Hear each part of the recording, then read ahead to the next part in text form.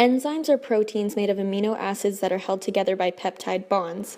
Enzymes are formed through protein folding. In the first stage of protein folding, there are a sequence of amino acid chains. This is the primary structure of proteins.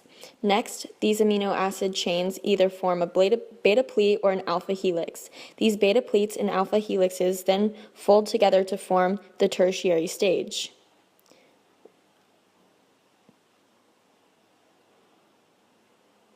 These combinations of beta pleats and alpha helixes then come together to form the quaternary protein structure.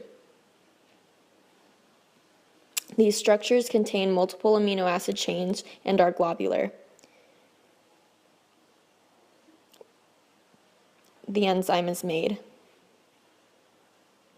Here you have an enzyme and a substrate.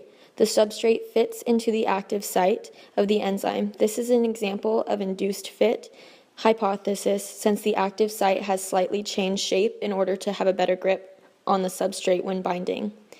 The enzyme and substrate bind together and enter the transition phase, which is unstable and has high energy. After the transition stage, the product leaves the enzyme and the enzyme is ready to be reused.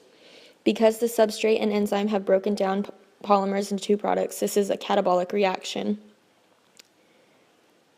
In competitive inhibition, more than one substrate fits into the active site. For example, the dog crate represents the active site and the individual dogs represent different substrates. Because the puppy substrate is in the crate, the active site is blocked.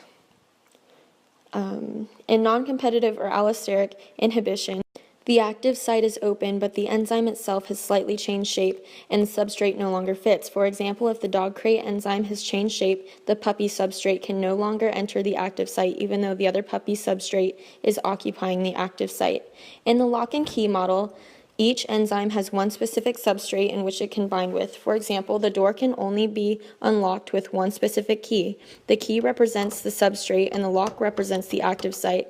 This key is the only one